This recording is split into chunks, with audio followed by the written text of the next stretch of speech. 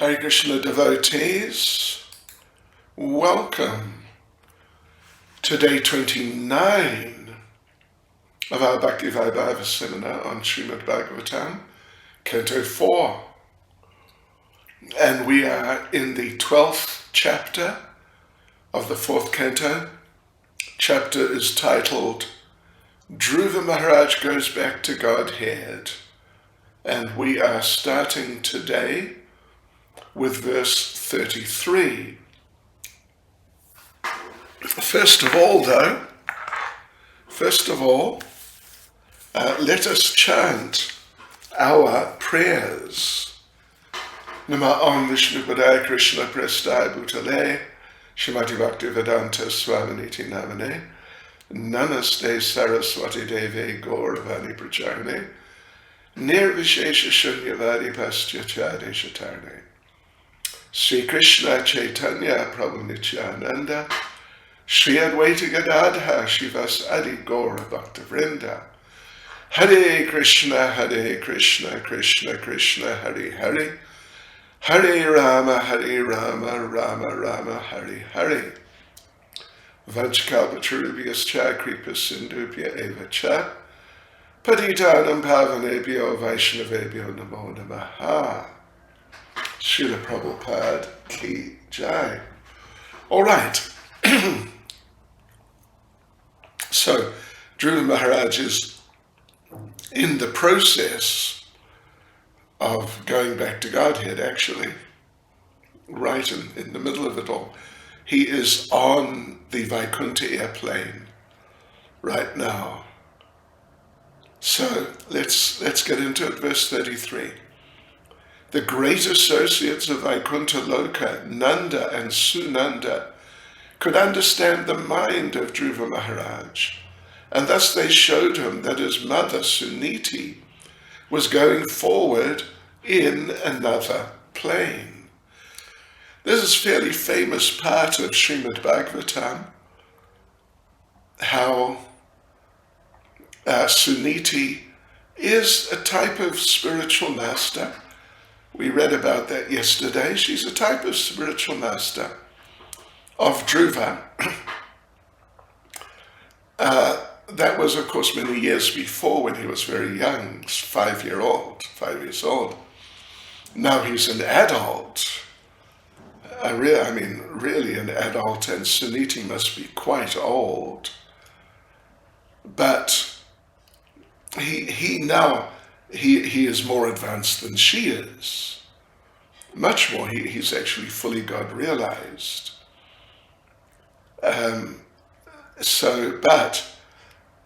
He as in a sense a type of disciple of his mother Suniti. Because he's become more advanced, he is now in the process of delivering his guru. Yes. So let me just read the verse again. The great associates of Vaikuntha Loka, Nanda and Sunanda, could understand the mind of Dhruva Maharaj, and thus they showed him that his mother Suniti was going forward in another plane. So Srila Prabhupada comments, this incident proves that the Siksha or Diksha Guru, who has a strong disciple like Dhruva Maharaj, can be carried by that disciple, even though the instructor is not as advanced as the disciple at this stage.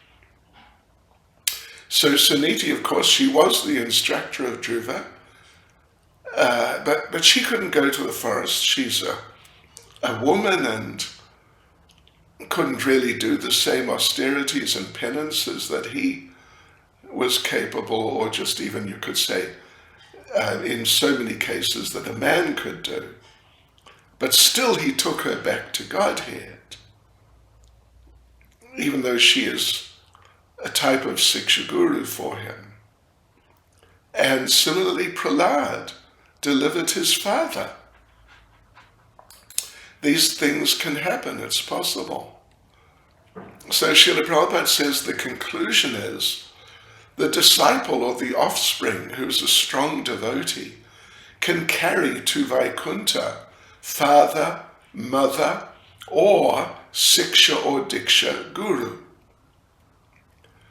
And Srila Prabhupada comments, Srila Bhaktisiddhanta Saraswati said, if I could perfectly deliver even one soul back home, back to Godhead, I would think my mission of propagating Krishna consciousness to be successful. And Srila Prabhupada, in a mood of extreme humility, concludes the purport. It's really most extraordinary.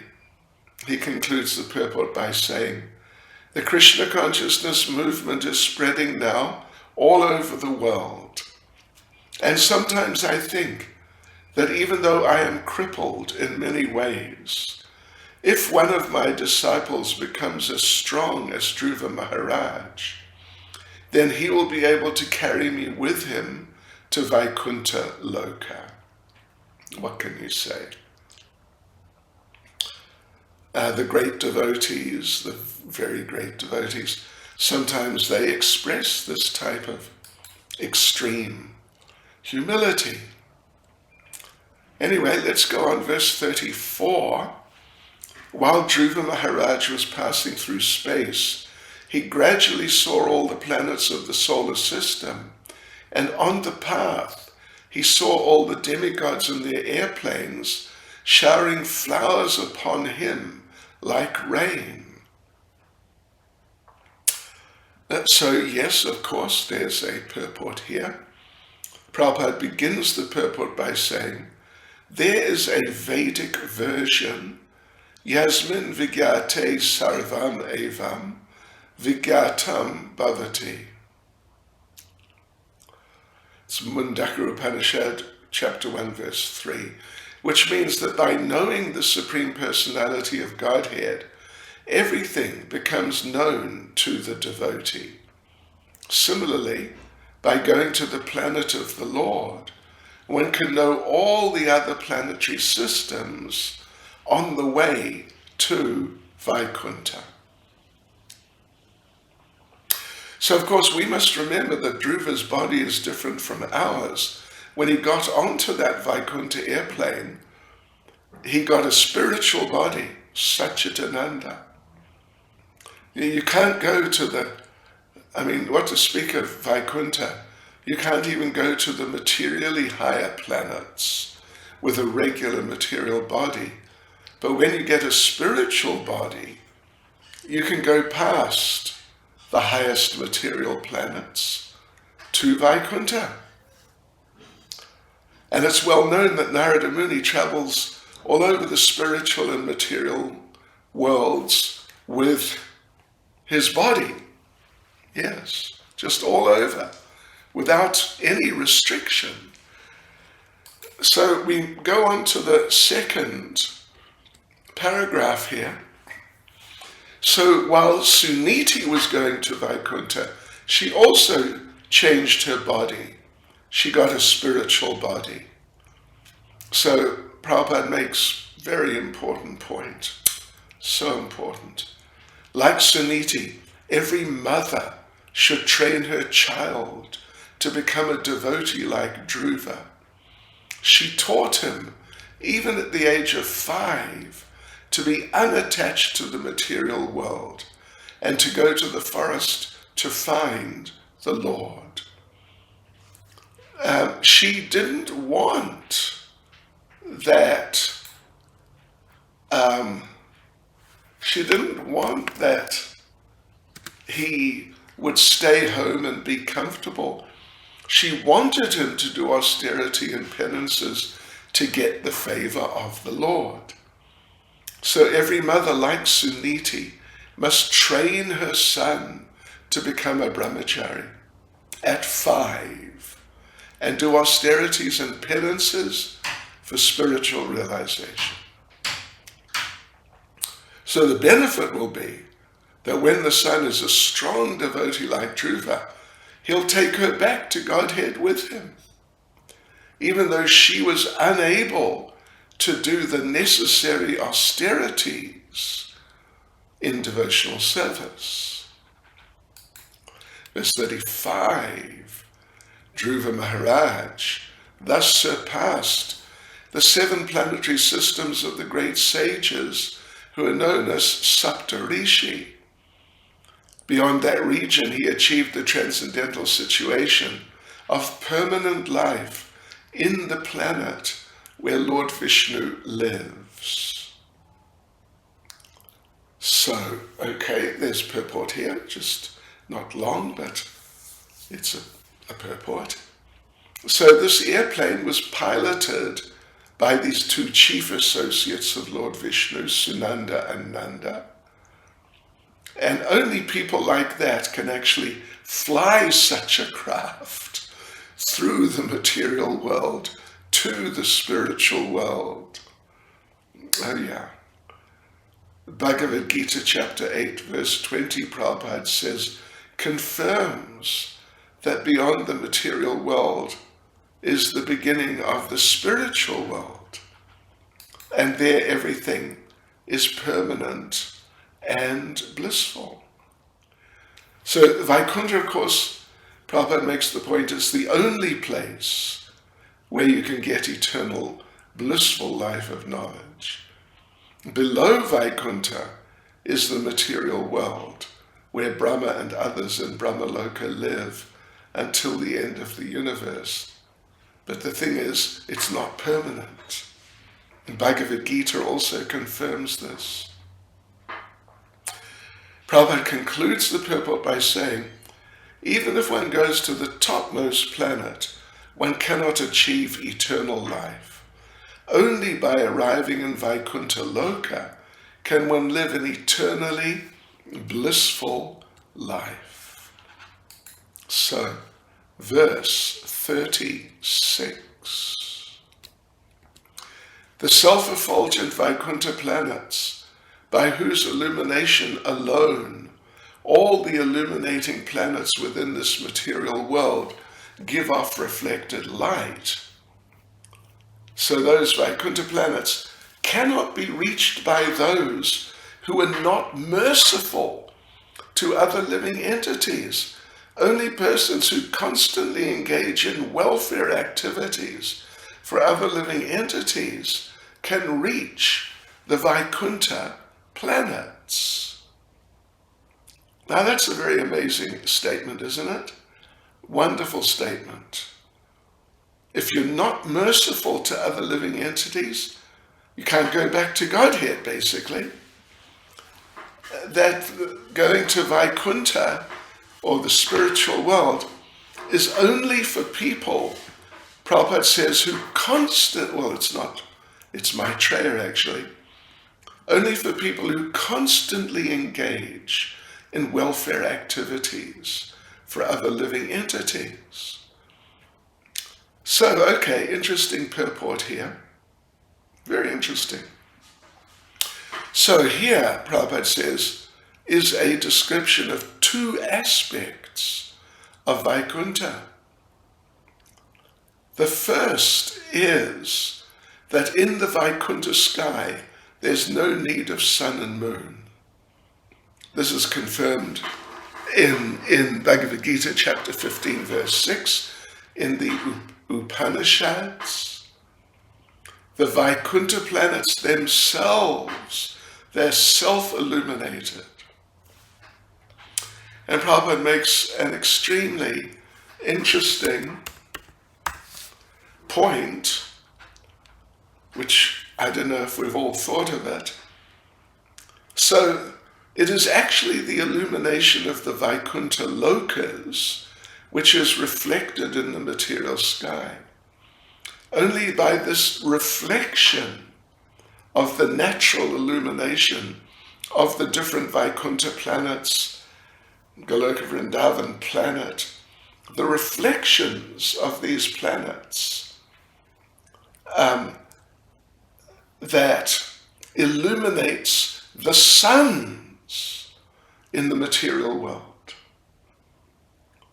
It is the suns. We know that here in this universe there's a sun. I'm sure you've seen We just the other day saw a little bit of video of the sun with flames coming out, and boy, pretty amazing. So Prabhupada's saying that it's an illumination from Vaikuntha, which is reflected in the material sky. And it's only by this reflection that the different suns in the different universes in the material world are illuminated. Then after the suns, the stars also are illuminated. So this is the crucial point. So all luminaries in the material sky, they borrow their illumination from Vaikuntha. And we can be transferred there if we work hard to help others become Krishna conscious. You know, another interesting and very closely related point to this point about the Vaikuntha planets being illuminated, and their illumination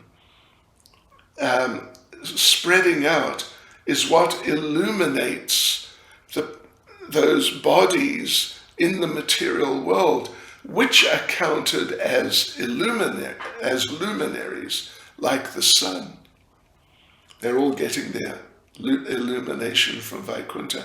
But another related point is that, and Prabhupada talks about this, although not right here, that Krishna, of course, is blue. So the Brahma Jyoti, which is the effulgence from the body of Krishna, is blue.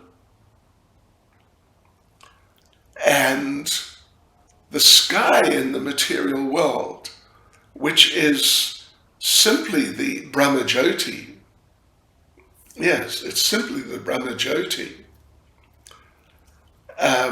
But of course the Brahma Jyoti in the material world is covered by matter, but still, you know, just like us, we're eternal spirit souls, but we're covered by matter, but we're still conscious and active and so on. It's not like because we're covered by matter that our spiritual natures are totally obscured. No.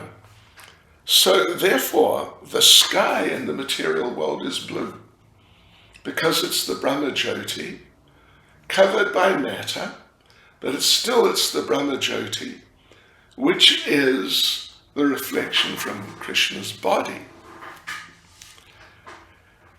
All right, so yes, so we can be transferred to Vaikuntha if we work hard to help others get Krishna consciousness. This is the best welfare work, and it can be done 24/7. Can really be done any time, anywhere, anytime. So on we go to the second paragraph of this purport. And Prabhupada comments, the Krishna conscious person is always planning how to take suffering humanity back to Godhead. Even if you're not so successful at that, but if you just tried, you'll go back to Godhead yourself at least. And anyone who follows you, they'll also go back to Godhead.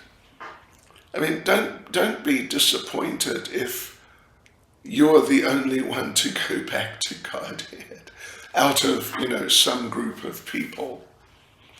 The others will get the opportunities.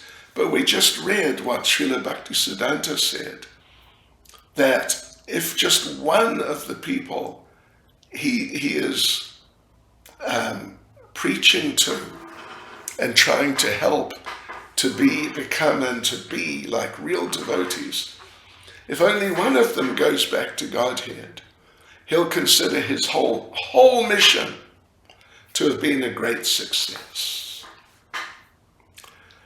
Anyway, of course, the karmis are envious. They're envious of each other, and simply for sense gratification, they're ready to kill thousands of innocent animals. Yeah. And that's really envious, isn't it? When you kill some living being who's done nothing to you at all. Nothing. Just, you could say, just a totally innocent party. But you just go ahead and kill them. It's incredibly envious. So anyway, the karmis are envious. The jnanis are not as sinful as the karmis. But they don't try to take people back to Godhead. So they're not merciful like the devotees, but rather they do austerities for their own liberation. Then you've got the yogis, who are also arrogant and self-promoting, and they're trying to develop mystic powers for themselves, for their own advantages.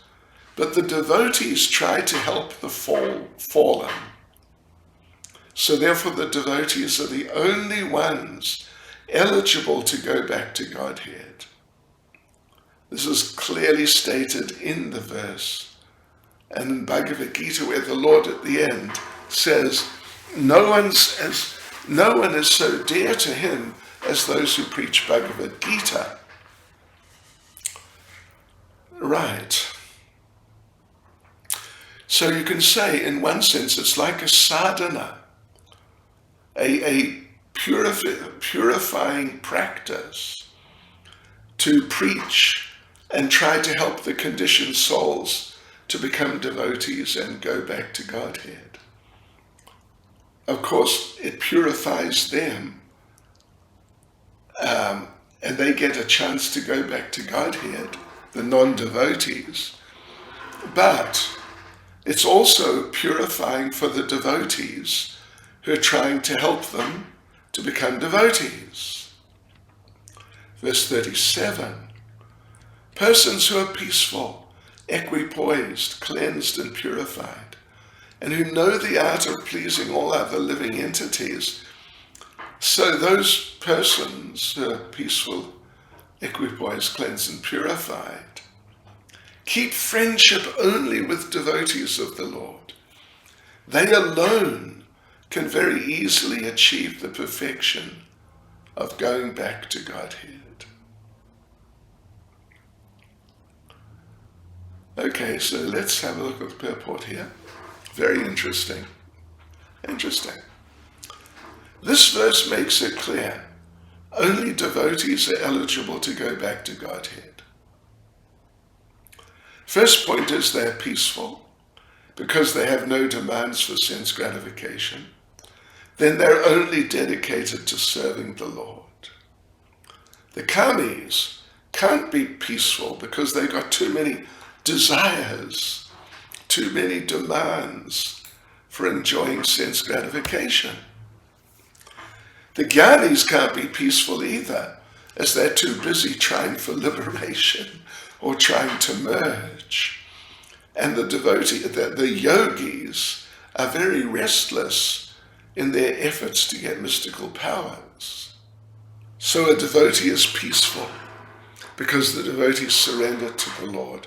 The devotee thinks he's helpless. So as a child is peaceful by depending on the parents, so the devotee is peaceful through depending on the Lord's mercy. So on we go to the second paragraph. The devotees are equipoised. They see everyone on the same transcendental platform. They know that although the living entities have different bodies by karma, still they're part and parcel of the Lord. So therefore the devotee doesn't discriminate on the basis of the body. So these qualities can only develop in the association of devotees. Without this, one cannot advance in Krishna consciousness. And Prabhupada says, therefore, we have established ISKCON. Whoever lives in ISKCON automatically develops Krishna consciousness. The devotees are dear to Krishna, to Krishna. And Krishna is only dear to the devotees. So the devotees can please everyone, as we see in ISKCON. We invite everyone, we chant Hare Krishna, we get everyone to take prasadam, and thus everyone is pleased with us. Sarva Bhutanu Ranjana means pleasing all living entities. Regarding purification, no one can become as pure as the devotees. Anyone who just once chants the holy name of the Lord immediately becomes purified inside and out. And because the devotee chants Hare Krishna constantly, no material contamination can touch him, so he is actually purified. Sarva Bhutanu Ranjana, pleasing to all living entities. So repurification, no one can be as pure as the devotees. Anyone who chants the name of Vishnu immediately becomes purified, inside and outside. And because the devotee chants Hare Krishna constantly, no material contamination can touch him. So therefore he's actually purified. Muchi hoy, suchi hoy, yadi Krishna bhaje. So even a cobbler can be elevated to become a Brahmin if he takes to Krishna consciousness. And Srila Prabhupada concludes the purport by saying any person who is purely Krishna conscious and who engages in chanting the Hare Krishna mantra is the purest in the whole universe. Verse 38.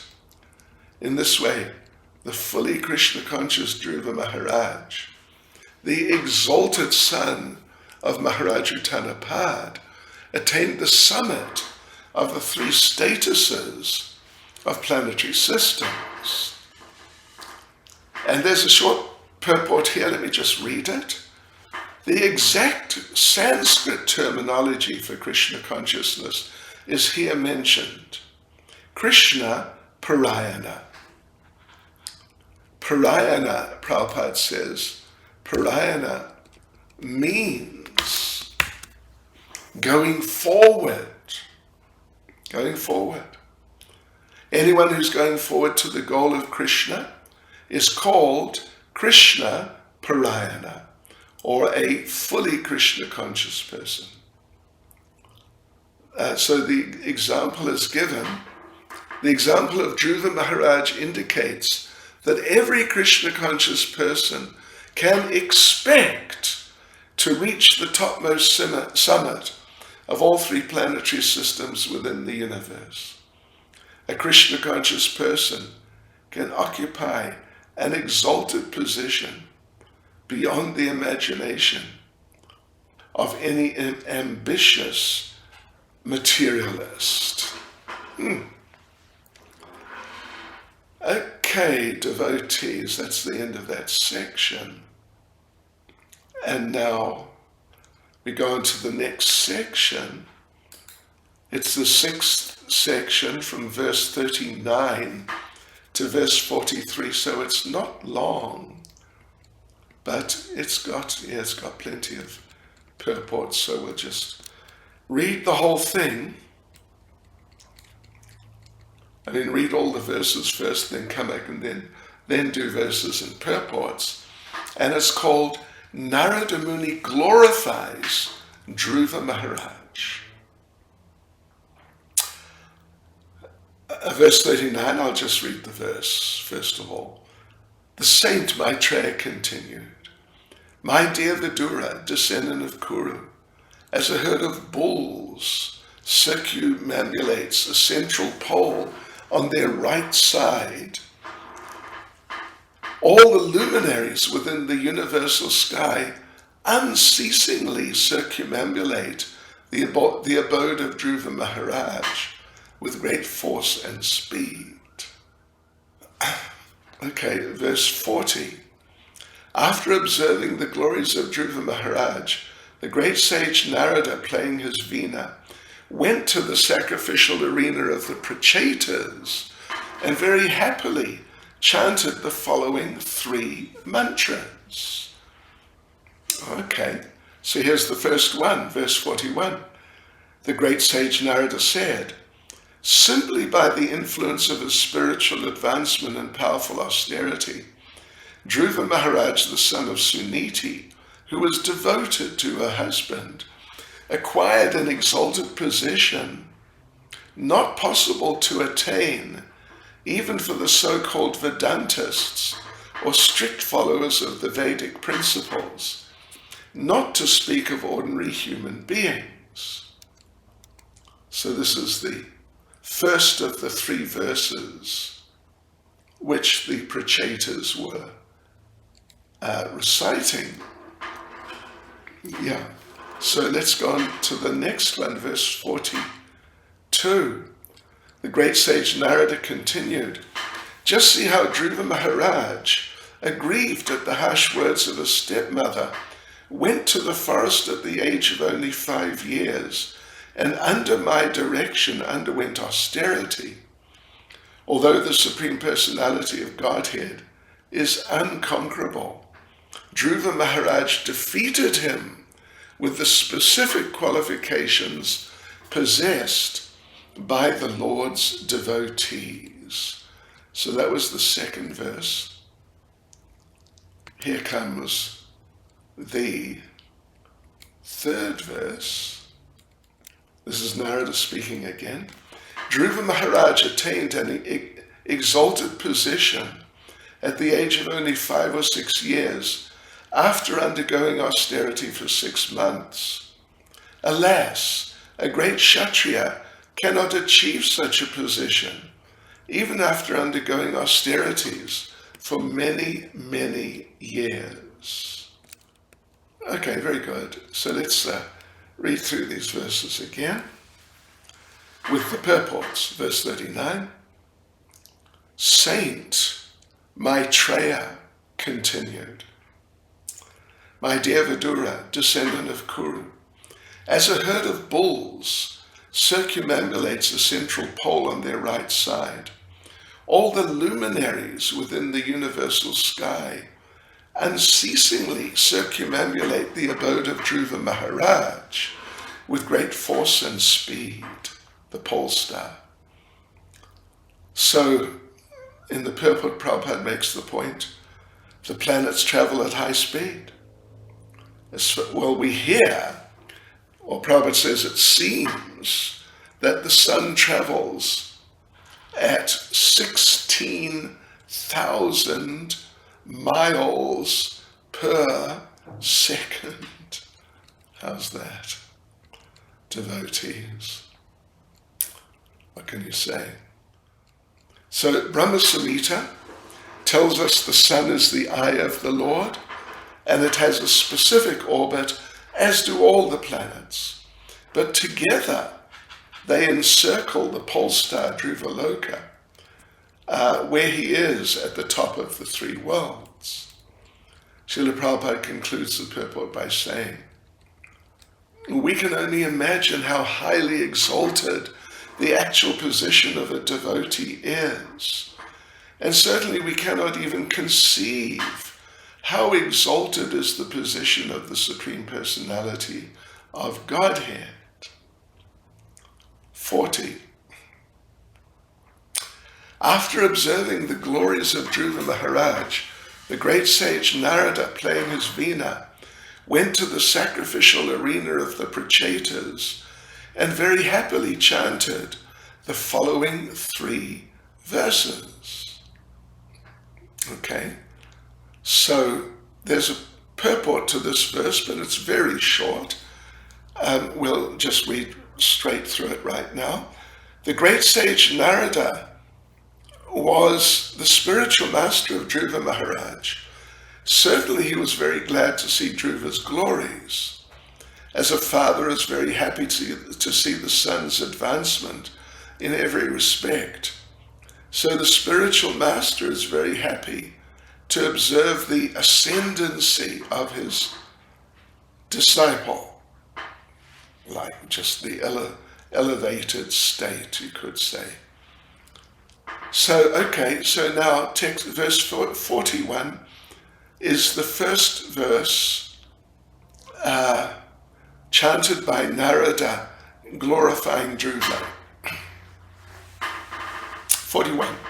The great sage Narada said, simply by the influence of his spiritual advancement and powerful austerity, Dhruva Maharaj, the son of Suniti, who was devoted to her husband, acquired an exalted position, not possible to attain even for the so-called Vedantists, or strict followers of the Vedic principles, not to speak of ordinary human beings. So there's a purport here. Srila Prabhupada makes the point. Here, the word Veda Vadina is significant. So generally, there is a sort of a grouping of people who try to be strict followers of the Vedas. They're really not very successful, but they try. They want to be.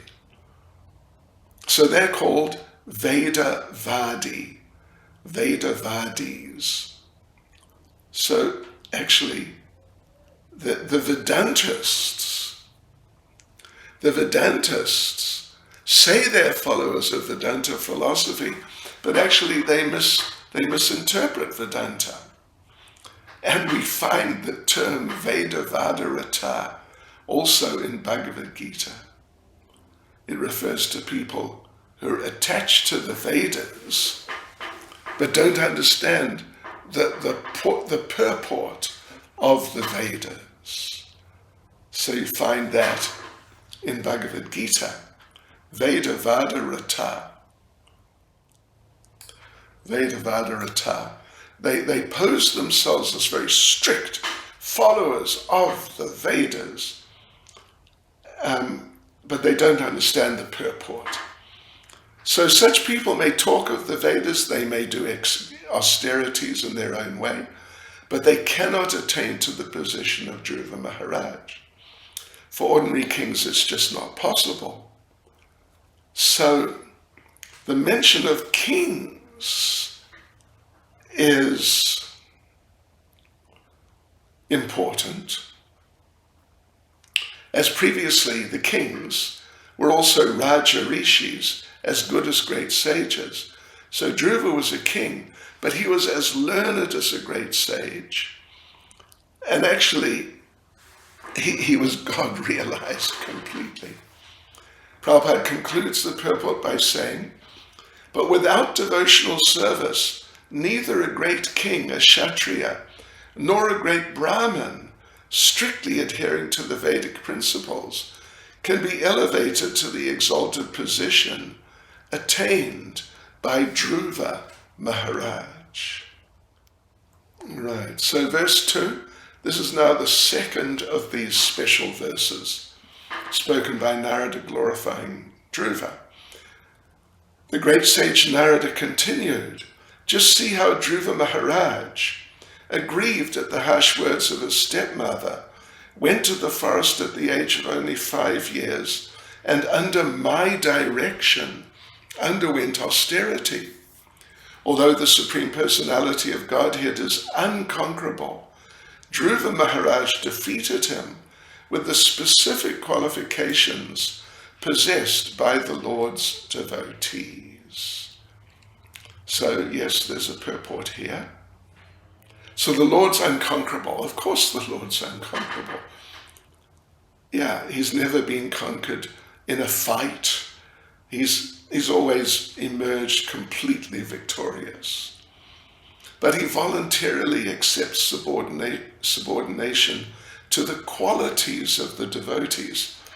example is given in the first paragraph of Mother Yashoda, that she, as the mother, she instructs Krishna, do this, don't do that.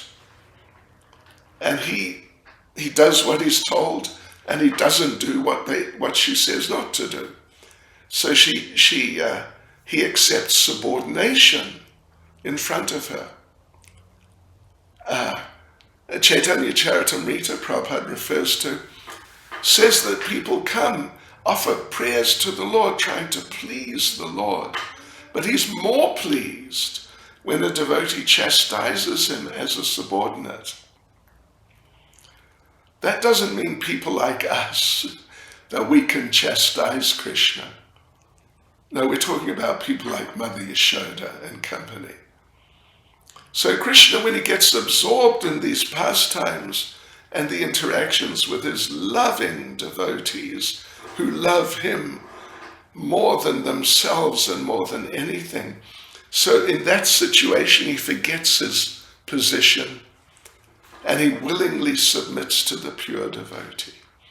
And Dhruva conquered the Lord at the age of 5 through austerities, but not just any austerities in devotional service.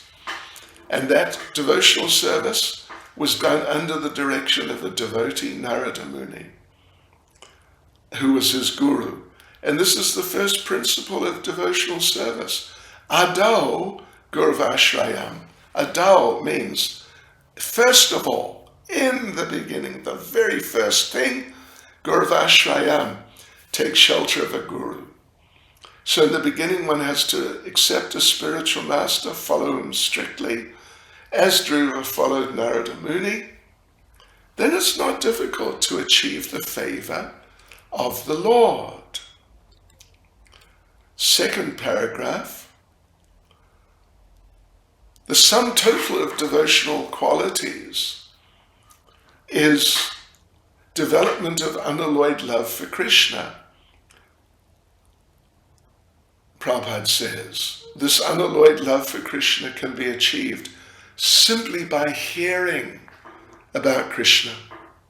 So hearing is emphasized so much as the foundation for advancement in Krishna consciousness. Lord Chaitanya accepted that anyone in any position, if they submissively hear from or about Krishna, they gradually develop unalloyed love. And by that they conquer Krishna, even though he's unconquerable. The Mayavadis want to become one with him, but the devotees surpass this by becoming greater than him. Yes, that's just amazing. So the devotee becomes one in quality with the Lord, but also becomes the father, the mother, or the master of the Lord. And Arjuna, by his devotional service, he made Krishna his chariot driver and ordered the Lord, go here, go there, go faster, go slower. So here's another one, Mother Yashoda and Arjuna. They are directing the Lord. So Srila Prabhupada concludes the purport by saying, these are some examples of how a devotee can acquire the exalted position of conquering the unconquerable. Verse 43, Dhruva Maharaj attained an exalted position at the age of only 5 or 6 years, after undergoing austerity for 6 months. Alas, the great Kshatriya cannot achieve such a position, even after undergoing austerities for many, many years. Okay, so we go on to the purport. Dhruva is, Prabhupada says, what is called a Kshatra Bandhu, not fully trained as a Kshatriya, because he was only 5. So what do you expect at the age of 5 from a child. What do you expect the child to do? But even though he was just a child, Lord Krishna gave him opportunities for advancement. So Kshatriyas and Brahmins have to be trained before they can take such a position of being like a real Kshatriya or real Brahmin. Second paragraph. So Narada was proud to have a disciple like Dhruva. He had many disciples, but he was particularly pleased with Dhruva because in one life he achieved Vaikuntha through severe austerities and penances. It had never been achieved before by other kings' sons or by any Rajarshi in the universe. Bharat Maharaj was also a great devotee, but it took him 3 lives, because first of all he became attached to the deer. Then after his death, or around the time of his death, I think after, he realized, what have I done? What sort of mistake have I done? So he took the body of a deer, but he was still conscious. So he went and lived at an ashram to be in the association of devotees, but in the form of a deer. So the lesson from Dhruva is, if one likes, one can attain Vaikuntha in this life without waiting. And Srila Bhaktisiddhanta Saraswati said all of his disciples could do it just in one life. Prabhupada concludes the purport by saying,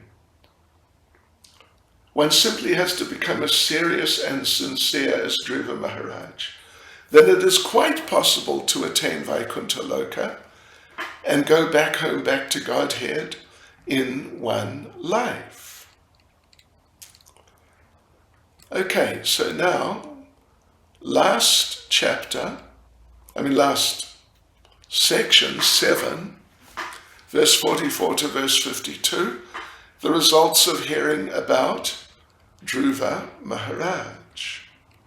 And yes, we have to read through all the verses because there's significant, substantial purports. 44.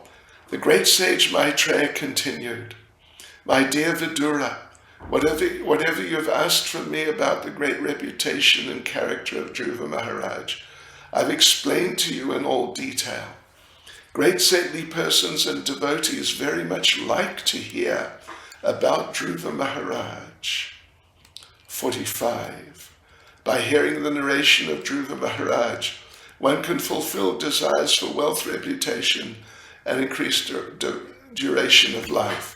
It is so auspicious that one can even go to a heavenly planet or attain Dhruva Loka, which was achieved by Dhruva Maharaj, just by hearing about him. The demigods also become pleased because this narration is so glorious and it is so powerful that it can counteract all the results of one's sinful actions. 46. Anyone who hears the narration of Dhruva Maharaj and who repeatedly tries with faith and devotion to understand his pure character attains the pure devotional platform and executes pure devotional service. By such activities, one can diminish the threefold miserable conditions of material life. Anyone who hears this narration of Dhruva Maharaj acquires exalted qualities like him. For anyone who desires greatness, power, prowess, or influence, here is the process by which to acquire them. And for thoughtful men who want adoration, here is the proper means. 48. The great sage Maitreya recommended one should chant of the character and activities of Dhruva Maharaj, both in the morning and in the evening, with great attention and care, in a society of Brahmins or other twice-born persons. 49 and 50 together. Persons who have completely taken shelter of the lotus feet of the Lord should recite this narration of Dhruva Maharaj without taking remuneration. Specifically, recitation is recommended on the full moon or dark moon day, on the day after Ekadasi, on the appearance of the Shravan star, at the end of a particular titi, or the occasion of Vyatipata, at the end of the month or on Sunday. Such recitation should, of course, be performed before a favorable audience. When recitation is performed this way without professional motive, the reciter and audience become perfect. 51. The narration of Dhruva Maharaj's sublime knowledge for the attainment of immortality. Persons unaware of the absolute truth can be led to the path of truth. Those who out of transcendental kindness take on the responsibility of becoming master protectors of the poor living entities automatically. So they automatically gain the interest and blessings of the demigods. 52. The transcendental activities of Dhruva Maharaj are well known all over the world, and they're very pure.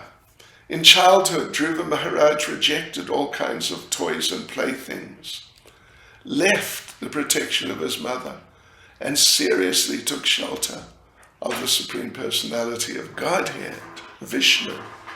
My dear Vidura, I therefore conclude this narration, for I've described it to you in all its details. So let's stop now, and I guess tomorrow we'll recite all of these verses and the purports. Srila Prabhupada Ki Jai.